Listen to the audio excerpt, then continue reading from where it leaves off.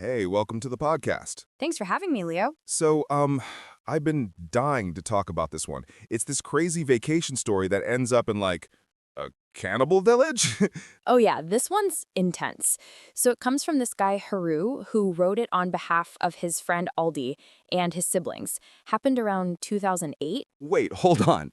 Haru wrote it, but Aldi lived it? Right, so Haru's basically the messenger. Aldi and his siblings actually went through it and gave permission for the story to be shared. Okay, so it's like firsthand. Huh. That always makes these things worse, you know? Way worse. And here's the thing, there were warnings beforehand, like a lot of them. Oh, no. Let me guess, they ignored them? Of course they did. So the parents actually forbade the trip at first because this village was super remote, not even on their island. Eventually they said, okay, but with the usual rules, stay together, don't wander off. Classic horror movie setup. Huh. But there were, like, weird things happening before they even left, right? Yeah, so Aldi woke up one night to make instant noodles and saw this bloodied figure out of the corner of his eye. What? And then Hanif's money just vanished.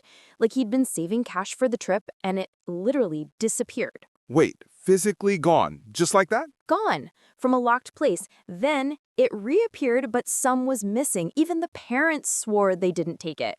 The text really emphasizes how nobody could explain it. That's so creepy. And wasn't there something at the airport, too? Oh man, yes. So Hanif's in the bathroom stall and hears knocking from the next stall and a voice telling him to not go on the trip. No way. He checks the stall, it's empty.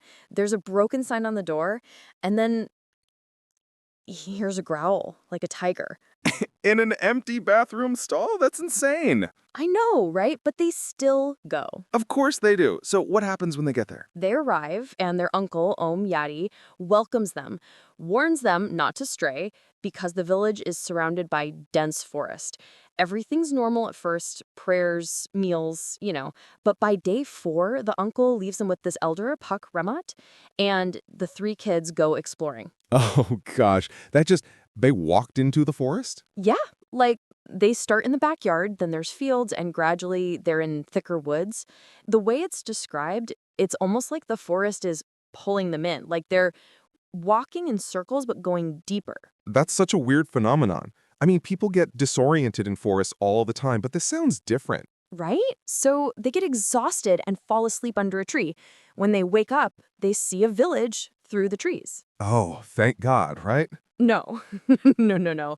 The villagers see them and immediately bind them, like spears pointed at them, tied up like prisoners. Wait, what? No, hey, who are you conversation? Nothing. Straight to captivity. Then they're brought before this headman who's wearing peacock feathers and a necklace of what looked like small skulls. Skulls? Skulls. And he's speaking this language they don't understand. Hanif knows some Malay, so he tries to explain they're just lost tourists. Does that work? Surprisingly, yeah. The headman lets them stay overnight, feeds them cassava and fruit. But then, late that night, Icha peeks through the straw walls. Oh, no. What does she see? People gathered around a fire, and they're eating someone.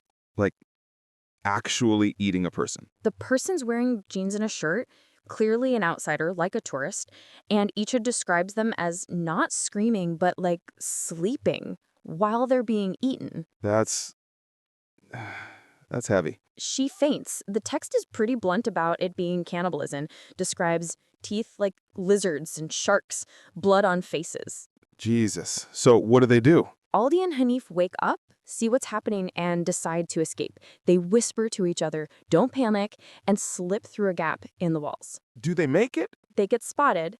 The headman shouts something, and the villagers chase them.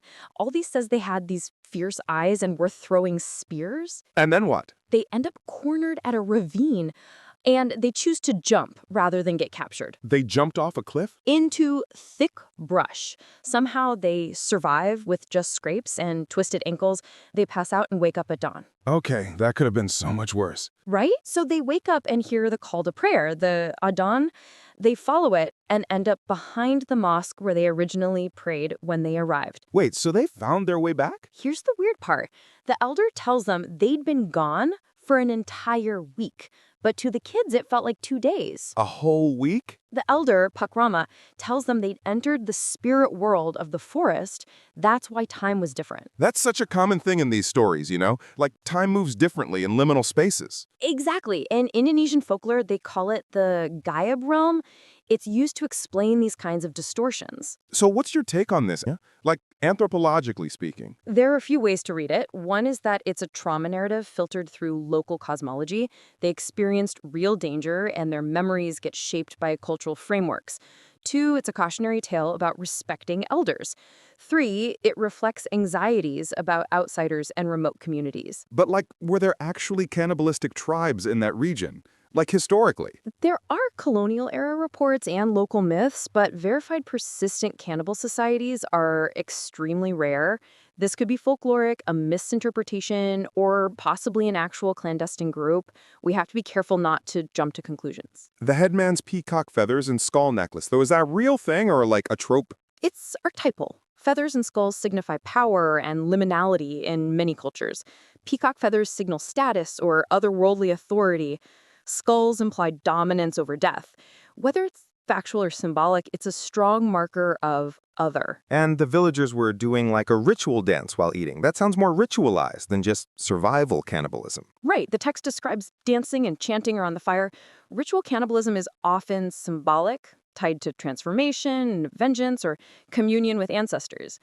But the narrator's fear definitely colors the perception. So, do they name the village or anything? No, they keep it anonymous, call it Village M. The narrator mentions Omyadi, Pakramat, and the kids' names, but that's it.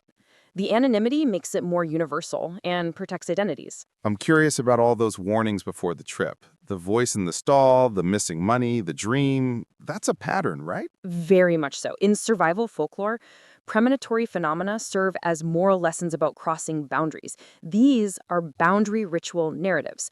When you cross from known space into dangerous liminality, you get omens. The time slippage emphasizes that crossing. So the forest becomes like a different reality. Not just trees, but a whole different realm. Exactly. The forest is a threshold between human society and the realm of spirits or other beings. Some ethnographies describe similar concepts. If you enter improperly, you might not return the same. The story ends with them back home, but Hanif keeps hearing voices on the plane back to Jakarta. That's like ongoing trauma, right? It could be PTSD, sensory memories emerging as auditory phenomena, or cultural frameworks might interpret it as lingering spirits. Either way, it's a lasting effect. Did they ever identify the tribe or report it to police? No, they kept it unknown. Pakrama confirms some secretive groups exist in deep forest areas with strong magical practices, but nothing official. The family recovered physically, but the mystery stayed. That ambiguity is what makes it stick with you. Right? It's internet folklore at work. If you gacked a story like this, how should researchers treat it? Very carefully. Verify details, respect privacy, avoid sensationalizing living communities, and contextualize folklore versus fact. Labeling unnamed villagers as cannibals can stigmatize marginalized groups. We have to balance human interest with responsibility. Totally. Even when it's scary, there's a duty not to dehumanize people. Plus, the auditory warnings, though, could that be mass hysteria? Suggestion plays a role for sure. If you're anxious, ambiguous noises get interpreted as threats. But multiple witnesses hearing similar things complicates pure suggestion theories. It's a mix of subjective experience and cultural expectations. There's something about the villagers feeding them first, then later eating another outsider. Like, were they trying to integrate them or something? Possibly. Many ritual systems have complex ways of absorbing outsiders or rejecting threats. The initial hospitality might be social performance. The later ritual consumption could be punitive or protective. The narrator's fear frames it in stark terms. The headman speaking some Malay while others don't. That detail felt real to me. It's believable. In remote regions, you often find mixed linguistic repertoires. A headman who deals with outsiders might know a lingua franca, while villagers speak local dialects. It adds realism. The emotional realism is what gets me. The kids' terror, the fainting, running and falling into a ravine. They were missing a week, but felt like 2 days. Is that psychological or supernatural? Both readings work. Stress can alter time perception, and cultural narratives of the spirit world often include time slips. The ambiguity increases the awe and fear. The elder says you've entered the spirit world of the forest. Would you expect that phrase in local traditions? Absolutely. Many traditions speak of dunia gaib in Indonesian, where normal rules don't apply. It's cultural shorthand for the unknown. The source uses that to tie the experience to known cosmologies.